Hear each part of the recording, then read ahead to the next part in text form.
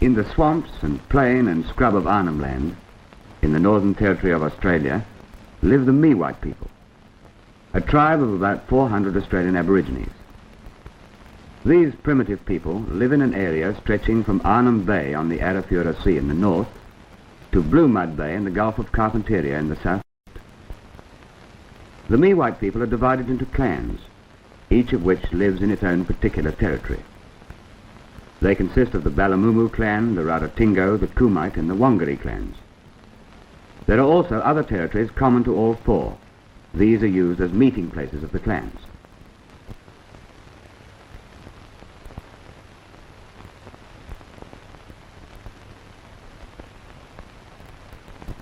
Here is a part of their land, lying along the seacoast.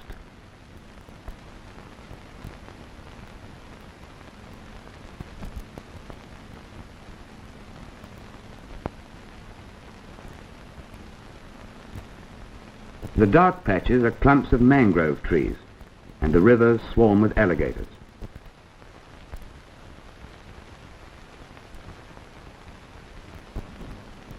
These are the Wangaris, a nomadic, food-gathering people always on the move.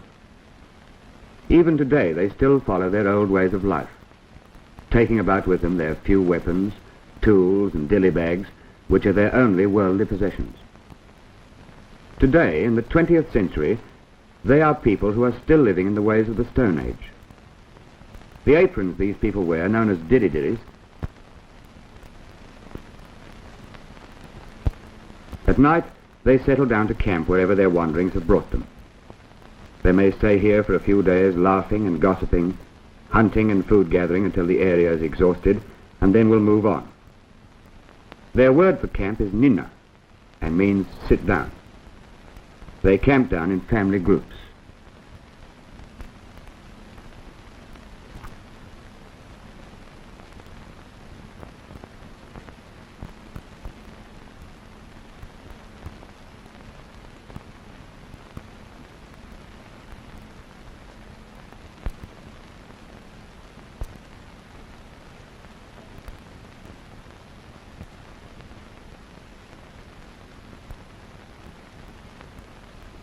Wives and daughters clear the ground of stones, twigs and prickly grass seeds.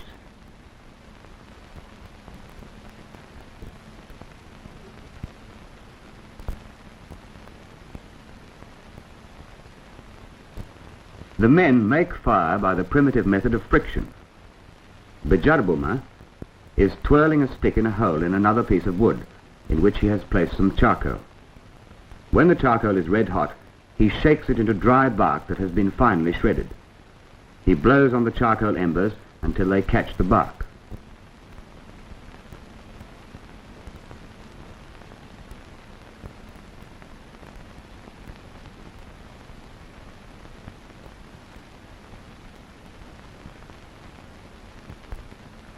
The earth is their bed, and they sleep in the open without covering in the long, dry season. They make fires to keep them warm at night. In the season of monsoonal rains, however, they make themselves primitive shelters called bunbus, a very simple structure to shelter themselves from the heavy rain. The main support of the bunbu is a ring of bark cut from the gum tree. The men are using stone-headed axes.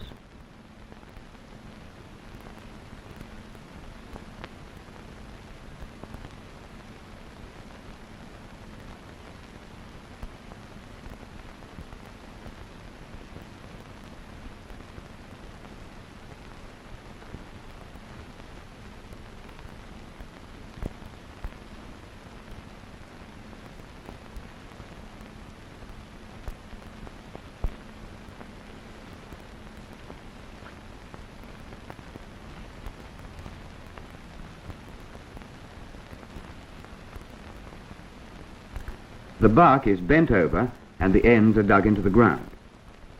If it stops raining and the sun comes out while they are making a bunbu, they will promptly stop work and only continue when it starts raining again. The structure is then covered with paper bark to stop the rain from coming through the cracks in the gum bark. When the man of the family has finished his part of the work, he crawls inside out of the rain and leaves his wife to finish off her part of the job.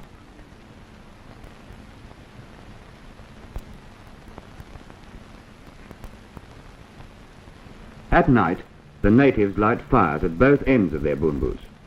The smoke blows straight through and keeps away the mosquitoes. Sometimes the smoke is so thick that they sleep with their noses to cracks in the bark to get air.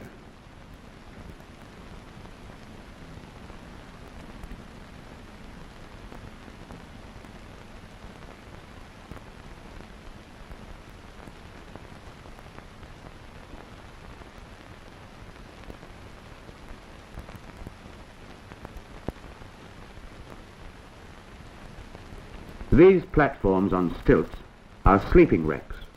The native name is lundang. The natives light a fire beneath them and sleep in the smoke, which keeps away mosquitoes.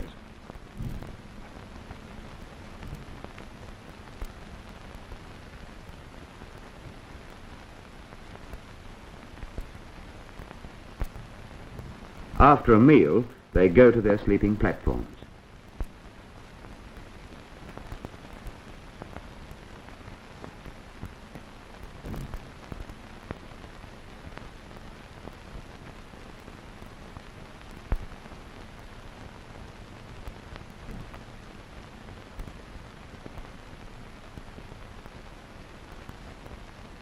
Others sleep close to their little fires.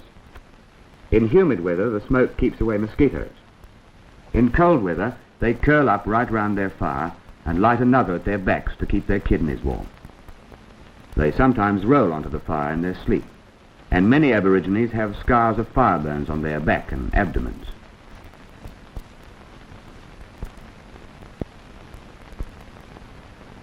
The old and the young dream of good hunting grounds.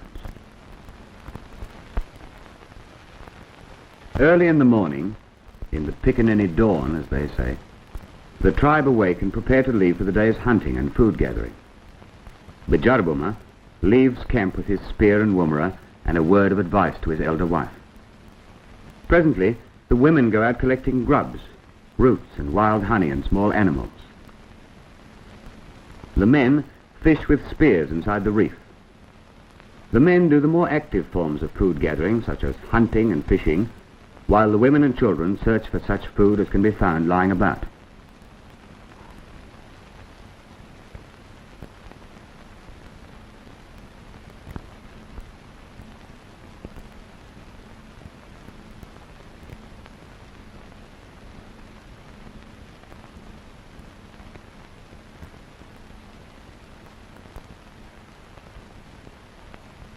On the beach, Namani, Mararawi and Widji have seen a turtle track, and by this they know where she has laid her eggs.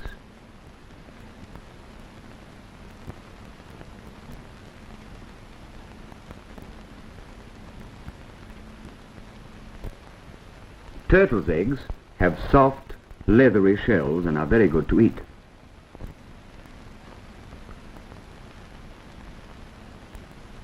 The women dig up yam roots, the Aborigines' potato.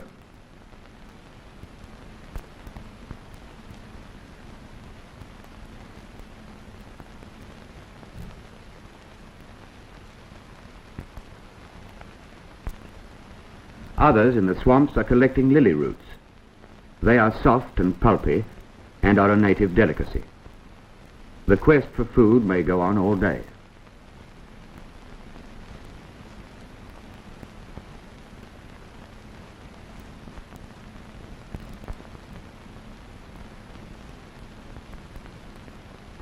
At low tide, the women and children search inside the reef for shellfish and crabs.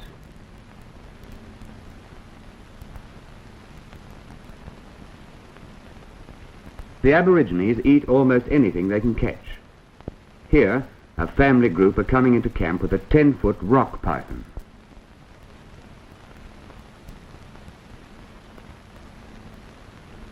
Fires are made and the python is heated to take out the stiffness so that it can be rolled up conveniently for cooking.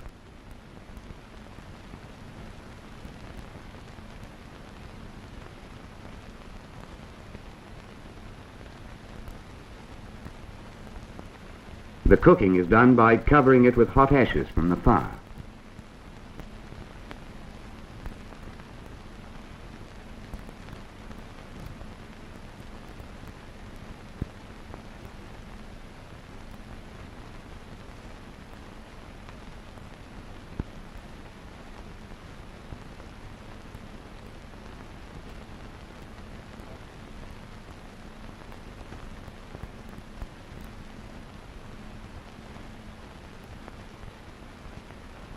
Another group have brought in a goanna, a sort of lizard which tastes rather like lobster.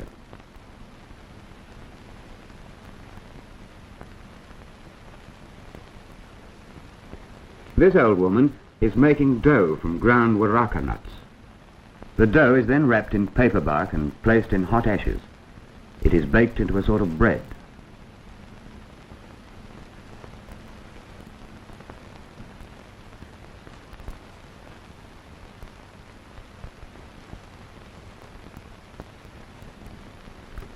Carving the joint is done in a primitive but effective way. Table manners may seem crude, but it is not very long ago that the people of Britain were eating with their hands.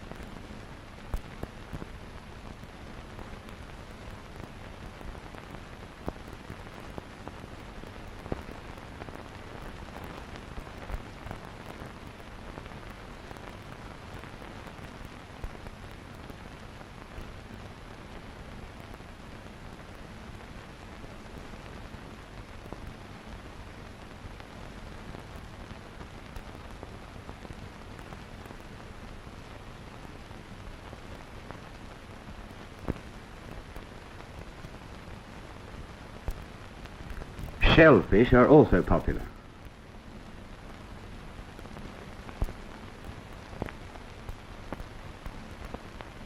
This is a large mud oyster that the woman is breaking open. Titbits for the children.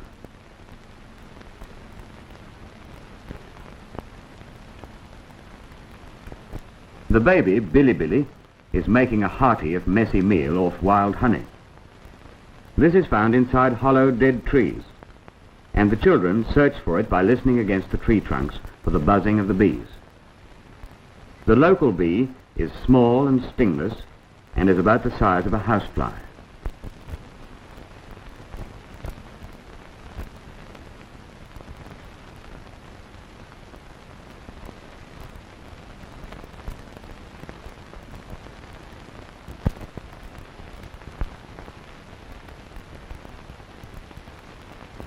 The old men of the Me-White people hold council. The business of the tribe is directed by the old men, who are leaders and are treated with great respect. When they become too old to fend for themselves, they take young wives to look after them. A young child of the Wangari clan has died, and the old men are discussing plans for his funeral corroboree. An Aborigines funeral takes place at two ceremonies, one at death and the second a good time later, when food gathering brings the clan that way again. The old men are also discussing the second ceremony of an adult who died some time ago. The burial ceremony takes place at no special time, but is used as an excuse for celebration.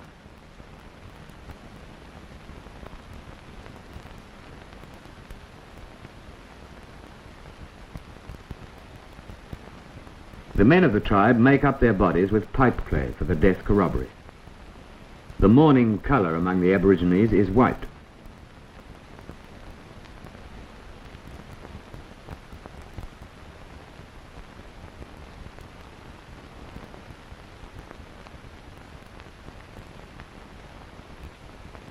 The scars on their chests are their initiation marks.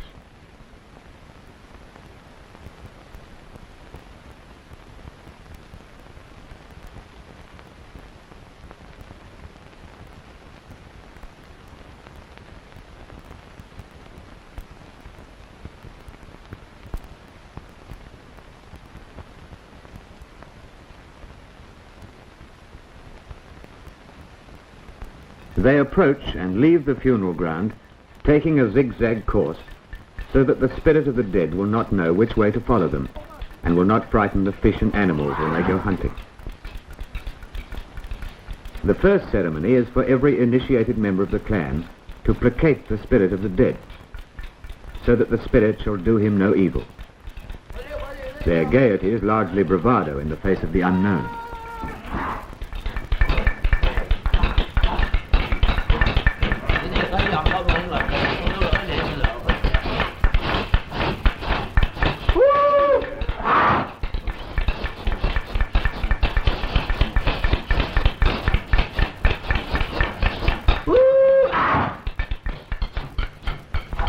Some of the natives beat on sticks.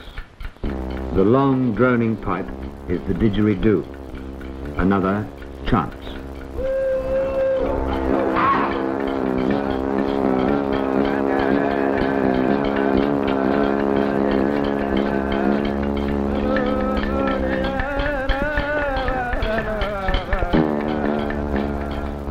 All the mourners are painted except the father.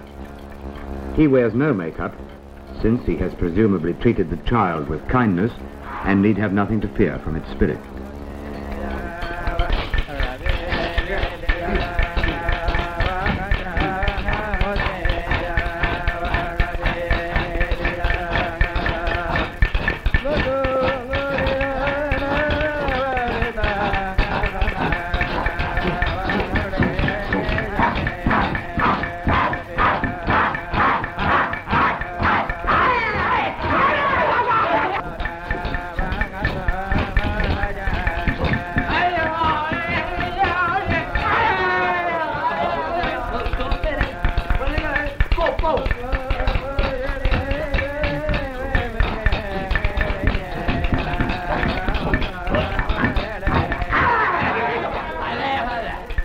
The body of the infant, wrapped in paper bark, is lifted onto the platform, where it will be left to decompose.